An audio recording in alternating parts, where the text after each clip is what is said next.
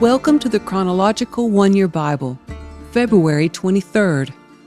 Today's reading is Leviticus chapter 20, verse 1 through chapter 22, verse 33.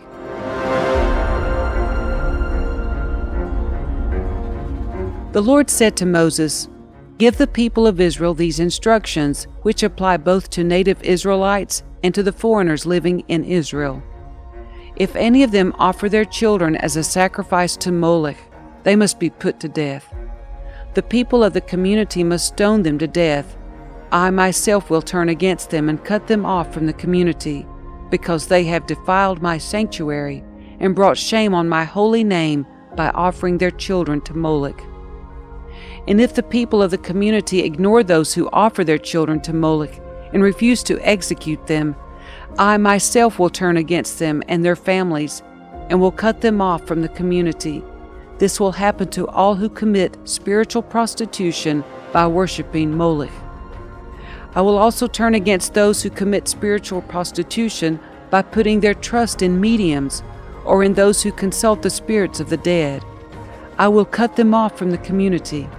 So set yourselves apart to be holy, for I am the Lord your God. Keep all my decrees by putting them into practice, for I am the Lord who makes you holy. Anyone who dishonors father or mother must be put to death. Such a person is guilty of a capital offense.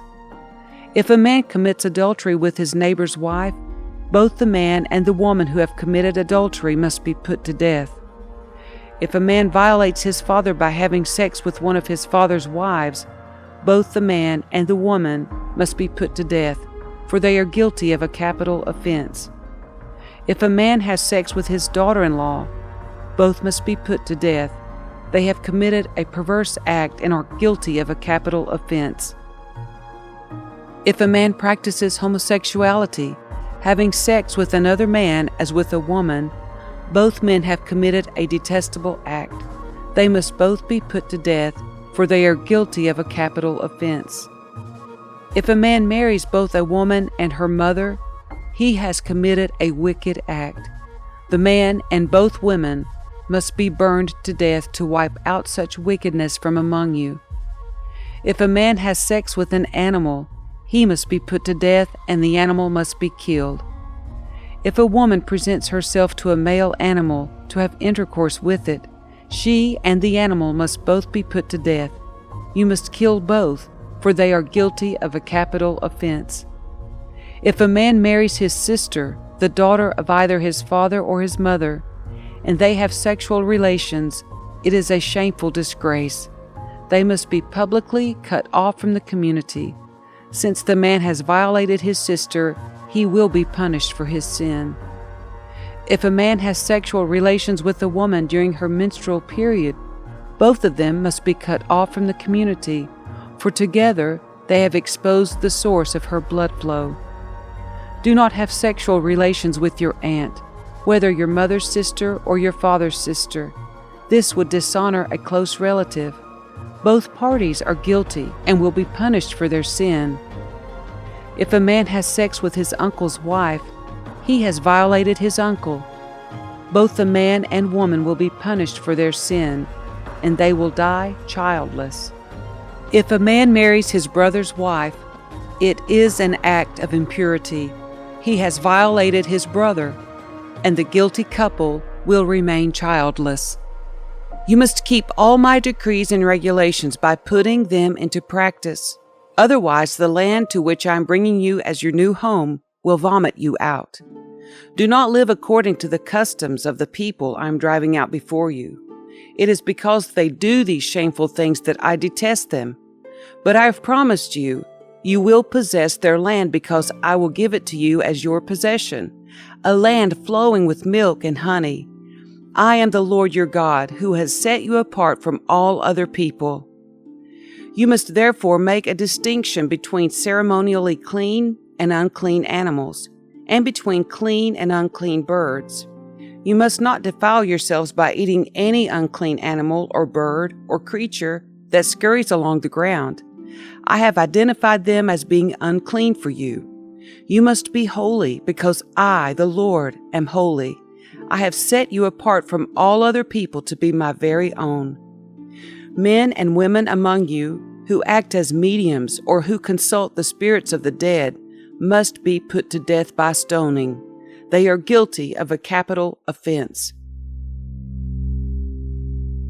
The Lord said to Moses, "Give the following instructions to the priests, the descendants of Aaron. A priest must not make himself ceremonially unclean by touching the dead body of a relative.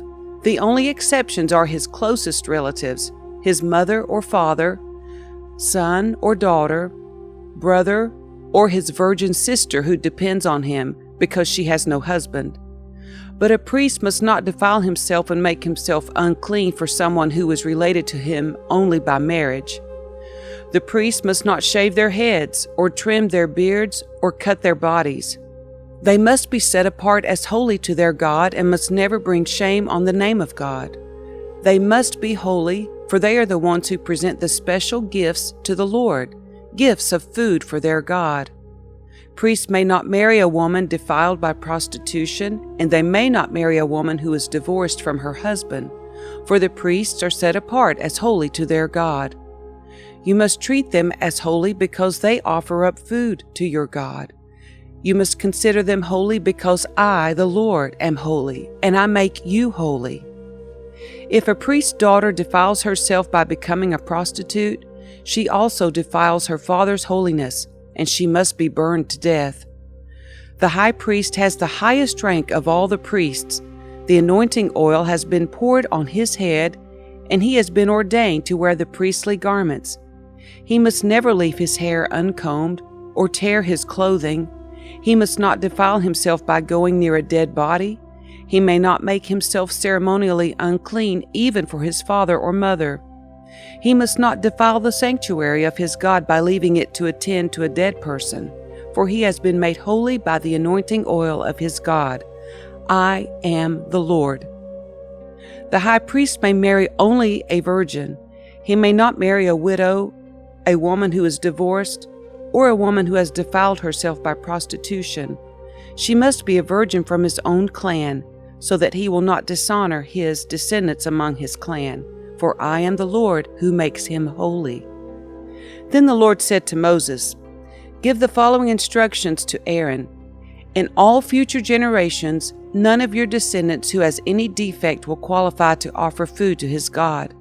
No one who has a defect qualifies, whether he is blind, lame, disfigured, or deformed, or has a broken foot or arm, or is hunchbacked or dwarfed, or has a defective eye, or skin sores, or scabs, or damaged testicles. No descendant of Aaron who has a defect may approach the altar to present special gifts to the Lord. Since he has a defect, he may not approach the altar to offer food to his God. However, he may eat from the food offered to God, including the holy offerings and the most holy offerings. Yet because of his physical defect, he may not enter the room behind the inner curtain or approach the altar, for this would defile my holy places. I am the Lord who makes them holy." So Moses gave these instructions to Aaron and his sons and to all the Israelites. The Lord said to Moses, "Tell Aaron and his sons to be very careful with the sacred gifts that the Israelites set apart for me, so they do not bring shame on my holy name. I am the Lord. Give them the following instructions.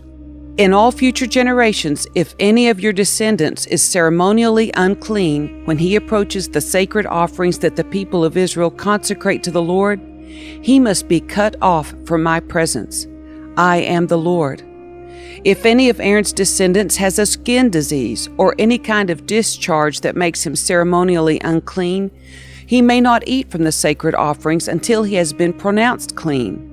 He also becomes unclean by touching a corpse, or by having an emission of semen, or by touching a small animal that is unclean, or by touching someone who is ceremonially unclean for any reason. The man who is defiled in any of these ways will remain unclean until evening. He may not eat from the sacred offerings until he has bathed himself in water. When the sun goes down, he will be ceremonially clean again, and may eat from the sacred offerings, for this is his food. He may not eat an animal that has died a natural death, or has been torn apart by wild animals, for this would defile him. I am the Lord. The priest must follow my instructions carefully, otherwise they will be punished for their sin and will die for violating my instructions. I am the Lord who makes them holy. No one outside a priest's family may eat the sacred offerings. Even guests and hired workers in a priest's home are not allowed to eat them. However, if the priest buys a slave for himself, the slave may eat from the sacred offerings. And if his slaves have children, they also may share his food. If a priest's daughter marries someone outside the priestly family, she may no longer eat the sacred offerings. But if she becomes a widow or is divorced and has no children to support her, and she returns to live in her father's home as in her youth, she may eat her father's food again. Otherwise, no one outside a priest's family may eat the sacred offerings. Any such person who eats the sacred offerings without realizing it must pay the priest for the amount eaten, plus an additional 20%. The priest must not let the Israelites defile the sacred offerings brought to the Lord by allowing unauthorized people to eat them. This would bring guilt upon them and require them to pay compensation. I am the Lord who makes them holy. And the Lord said to Moses, Give Aaron and his sons and all the Israelites these instructions, which apply both to native Israelites and to the foreigners living among you. If you present a gift as a burnt offering to the Lord, whether it is to fulfill a vow or as a voluntary offering, you will be accepted only if your offering is a male animal with no defects. It may be a bull, a ram, or a male goat. Do not present an animal with defects, because the Lord will not accept it on your behalf. If you present a peace offering to the Lord from the herd or the flock, whether it is to fulfill a vow or as a voluntary offering, you must offer a perfect animal. It may have no defect of any kind. You must not offer an animal that is blind, crippled, or injured, or that has a wart, a skin sore, or scabs. Such animals must never be offered on the altar as special gifts to the Lord. If a bull or lamb has a leg that is too long or too short, it may be offered as a voluntary offering, but it may not be offered to fulfill a vow. If an animal has damaged testicles or is castrated, you may not offer it to the Lord.